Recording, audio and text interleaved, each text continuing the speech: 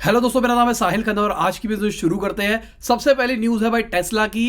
Tesla ने भाई $500 billion की वैल्यूएशन से ऊपर छलांग मार ली है और इस साल के अंदर 6 गुना टेस्ला बढ़ गया है। क्या इतना बढ़ना वैलिड था टेस्ला का या फिर नहीं था? जितने फंडामेंटल वाले लोग हैं एक बार कमेंट के अंदर बता दो। और अगर मैं कास्ट 24 की बात करके चलता हूं तो वो भी भाई यूनिकॉर्न बन गई है, मतलब उनकी $1 बिलियन से ऊपर की वैल्यूएशन हो गई है। अभी रिसेंटली उन्होंने $200 मिलियन रेस किए हैं और इंडिया के अंदर 8 यूनिकॉर्न्स हो चुकी है इस टाइम पे। कौन कौन हुई है यहां आपको नाम दिखा रहा हूं, यहां से पढ़ लो। और यार मैंने ऐसा देखा है इस टाइम पे कार24 वालों के बहुत ही ज्यादा फोन आ रहे हैं। आपको भी आ रहे हैं या फिर नहीं आ रहे? फोन करके पूछते हैं कि सर आपको गाड़ी बेचनी है, आपको गाड़ी बेचनी है। बेसिकली क्या हो रहा है, उन्होंने कहीं से डेटाबेस निकाल लिया और सब लोगों को कॉल कर रहे हैं और वो देख रहे हैं इस टाइम पे लोगों के पास पैसा नहीं है, पैसे की जरूरत है और लोग गाड़ी बेचना पसंद करते हैं। तो गाड़ी बेचेंगे, कम रेट के अंदर बेचेंगे, उनके पास पैसा है, फंड्स है, वो सस्ते के रेट के अंदर गाड़ी खरीद के जब सिचुएशन नॉर्मल आएगी तब वो बेच देंगे। और अगर मैं नासकॉम की बात करके चलता हूं तो उनका ऐसा कहना है कि 50% से ज्यादा टेक स्टार्टअप्स आने वाले 6 महीने के अंदर प्री कोरोना वाली सिचुएशन के अंदर पहुंच जाएगी रिवेन्यू की टर्म्स में। ऐसा हो सकता है टेक की कंडीशन के अंदर। इनफैक्ट मैं कहूंगा टेक तो इस टाइम पे बहुत अच्छा चल रहा है। और अगर मैं यूके की बात करके चलता हूं तो उनके फाइनेंस मिनिस्टर का ऐसा कहना है कि 300 साल के अंदर सबसे गंदे रिसेशन के अंदर वो घुस सकते हैं वायरस की वजह से। अगली खबर डिज्नी की है। 32,000 इंप्लॉइज निकाल रहा है डिज्नी क्योंकि उनका रेवेन्यू घटा है इस फाइनेंशियल ईयर के अंदर। और अगर मैं आईबीएम की बात करके चलता हूं तो आईबीएम 10,000 इंप्लॉइज को निकाल सकता है, ऐसी खबरें निकल के आ रही है। अगली खबर अमेजॉन इंडिया की है। उनके ऊपर 25,000 रुपए का फाइन लगा है। क्यों लगा है? क्योंकि उन्होंने बहुत सारी प्रोडक्ट डिस्क्रिप्शन नहीं दी थी। मैंने आपको बताया था कंट्री ऑफ ओरिजिन के ऊपर गवर्नमेंट बार बार फोर्स कर रही है कि सारी ई कॉमर्स को कंट्री ऑफ ओरिजिन डालना चाहिए। Amazon के अंदर अभी भी बहुत जगह पे मैंडेटरी नहीं हो रहा था, मतलब बहुत सारे प्रोडक्ट के ऊपर नहीं लग रहा था, इसलिए उनके ऊपर फाइन लगा है। बस 25,000 रुपए का लगा है। उनको इस चीजों से कोई फर्क नहीं पड़ता मेरे हिसाब से। और अगर मैं आईफोन की बात करके चलता हूं, जितनी भी चाइना मेड डिवाइसेस है जो कि चाइना से इंडिया के अंदर आ रही है, भाई हमारी गवर्नमेंट उनको ढंग से इंडिया में आने नहीं दे रही। मैंने आपको पहले भी बोला था कि जो हमारे स्टैंडर्ड होते हैं जिसके पास करके हमारे देश के अंदर कोई भी फोन आता है, हमारी गवर्नमेंट उसको आराम से पास नहीं कर रही है। एप्पल वालों ने कहा भाई जल्दी कर दो, हमारा काम करा दो, आईफोन 12 निकालना है हमको। एमआई जितने भी फोन थे उन सबको इसी तरीके से रोका जा रहा है। फिर भी इन चाइनीज फोनों की सेल दबा के हो रही है क्योंकि आप लोग लेना चाहते हो। अगली खबर टाटा ग्रुप की है। सुनने में ऐसी खबरें आ रही है अगले महीने तक वो बिग बास्केट के 50% स्टेक एक्वायर कर सकता है। और ये क्यों हो रहा है? क्योंकि उनकी सुपर ऐप आने वाली है और उसके चक्कर में बहुत सारी एक्विजिशंस कर रहा है। अगर मैं इंडिया के आरबीआई गवर्नर की बात करके चलता हूं, उनका ऐसा कहना है कि भाई जो भी एक्सपेक्टेशन थी उससे ज्यादा अच्छे तरीके से हम रिकवर कर रहे हैं, हमारी सिचुएशन बहुत अच्छे तरीके से इंप्रूव हो रही है। पर आईसीआरए का ऐसा कहना है कि ये जो स्पाइक आया था वो थोड़े टाइम के लिए आया था क्योंकि लोगों को जरूरत थी बहुत टाइम से और सबने इकट्ठा ले लिया। इस टाइम पे वो ग्राफ बढ़ गया, अब वो नॉर्मलाइज हो रहा है वो ग्राफ। आपको लगता है कि उस टाइम पे पिछले महीने के टाइम पे बहुत ही ज्यादा डिमांड इसलिए बढ़ी थी क्योंकि बहुत सारी त्योहार इकट्ठे आ रहे थे, लोगों को उन चीजों के लिए खरीदना था, इस चक्कर में बढ़ी थी? और आपको लगता है कि अब डिमांड फिर से घटेगी या फिर नहीं घटेगी? अपना पॉइंट ऑफ व्यू बताना, मतलब सबका प्रेडिक्ट मत करना भाई मेरे हिसाब से ऐसा होगा। खुद बताना क्या आपने पिछले 1-1.5 महीने में थोड़ी ज्यादा शॉपिंग करी और आप प्लान कर रहे हो आने वाले कुछ महीने के अंदर ज्यादा शॉपिंग उसी तरीके करने का या फिर नहीं? ठीक है, इससे हमको एक ओवरव्यू आइडिया मिल जाता है, मुझे मिल जाता है बेसिकली, क्योंकि मैं सबकी कमेंट्स पढ़ता हूं।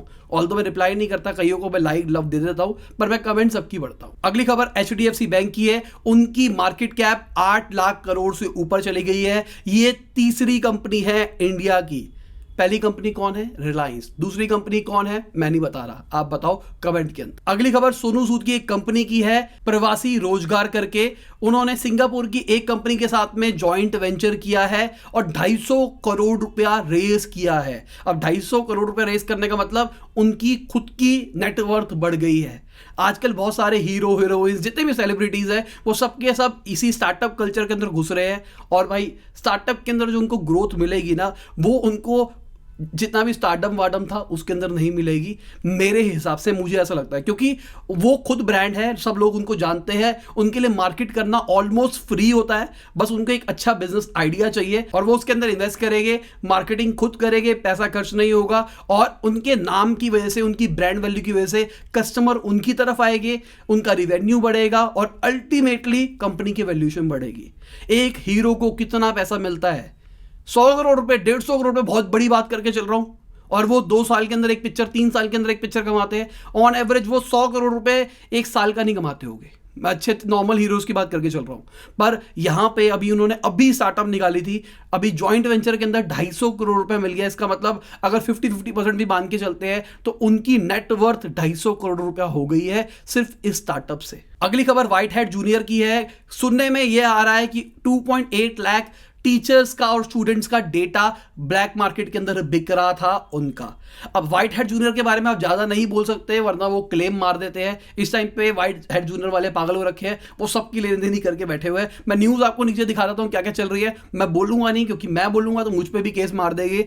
बहुत मोटे मोटे डिफेमेशन के केस मारे जा रहे हैं। और ये कहानी शुरू हुई थी उस एड से जो मैंने कुछ न्यूज पहले बात करी थी, वो वाली एड की वजह से बहुत सारे लोगों के ऊपर डिफेमेशन केस मारा जा रहा है। अगली खबर अपग्रेड की है। उन्होंने द गेट एकेडमी को एक्वायर कर लिया है। तो भाई जितनी भी एडटेक स्टार्टअप है वो सबके सब कुछ ना कुछ कर रहे हैं। पहले बायजूस ने व्हाइट हैट जूनियर को एक्वायर किया था, ऑल्दो एक्वायर करने के बाद में बहुत ही बुरा होता चला गया व्हाइट हैट जूनियर के साथ में। अपग्रेड भी इसी तरीके से कर रहा है। अगर हम आपकी फेवरेट कंपनी टेस्ला की बात करके चलते हैं तो सुनने में आ रहा है वो अपने कुछ पार्ट्स को चाइना के अंदर बना सकता है। और साथ में बर्लिन के अंदर उन्होंने अपनी सबसे बड़ी बैटरी बनाने वाली फैक्ट्री भी बनाई है। तो ये क्या कर रहे हैं, डाइवर्सिफाई कर रहे हैं अपने सारे पार्ट्स को अलग अलग जगह के अंदर। पहले मुझे लगा था कि चाइना के अंदर एक बड़ी फैक्ट्री बनाएंगे, वहीं से सारा माल बनाएंगे, वहां से चाइना में बेचेंगे और इंडिया में बेचेंगे।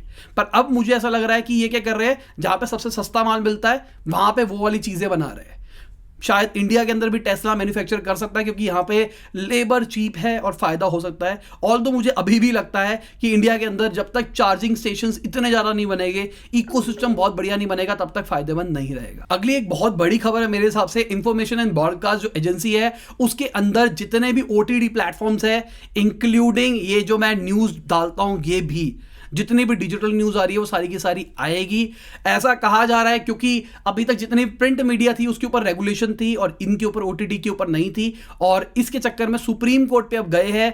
अब देखते हैं क्या होता है क्या नहीं होता। मैं नहीं चाहता कि न्यूज के ऊपर रेगुलेशन लगे। मैं चाहता हूं कि भाई फ्रीडम ऑफ स्पीच होनी चाहिए मेरे पास। आज मैं गवर्नमेंट को किसी को भी फालतू बोल सकता हूं अगर मुझे कुछ गलत लगता है तो। बस मैं कहता हूं मेरे हिसाब से, ये वर्ड लगा के मैं कुछ भी बोल सकता हूं, पर अगर रेगुलेशन होगी तो बहुत दिक्कतें आएगी और आप न्यूज को भी टाइम पे डिलीवर नहीं कर पाओगे। आपको भी 10 बार देखना पड़ेगा, कहीं मैंने ये तो नहीं कहा, ये तो नहीं कहा, ये तो नहीं किया। अगली एक बहुत मजेदार खबर है। यूएस के अंदर एक कंपनी है जिन्होंने ई कार्ड बनाई है रिमोट से चलने वाली। मतलब गाड़ी चलेगी रिमोट से और सामान सप्लाई करेगी। इंडिया के अंदर लाके दिखाओ। गफार मार्केट में उसकी बैटरियां मिलेगी, नांगलोई के अंदर उसके टायर बिक रहे होंगे। मजाक नहीं कर रहा मैं। अगली खबर अमेजॉन और यूएस गवर्नमेंट की है। वो एक ज्वाइंट वेंचर बना रहे हैं फेक प्रोडक्ट्स को रोकने के लिए। फेक प्रोडक्ट्स का आजकल कुछ ज्यादा ही बवाल चल रहा है और वो कर रहे हैं जितने भी प्रोडक्ट्स आएंगे उनको पहले टेस्ट करेंगे, तब जाके वो घुसेंगे यूएस के अंदर। और इसी के साथ आज की बिजनेस न्यूज खत्म होती है। उम्मीद करता हूं मजा आया होगा। लाइक कर देना, शेयर कर देना, कमेंट में बताना वीडियो कैसी लगी। बाय, गुड नाइट, शबा, खुदा हाफिज, गुड मॉर्निंग, आफ्टरनून, जब भी आप वीडियो को देख रहे हैं। तो भाई मैं रिलायंस की स्टडी का अपडेट दे देता हूं। हमारे एंड से वो कट हो चुकी है, एडिट हो चुकी है।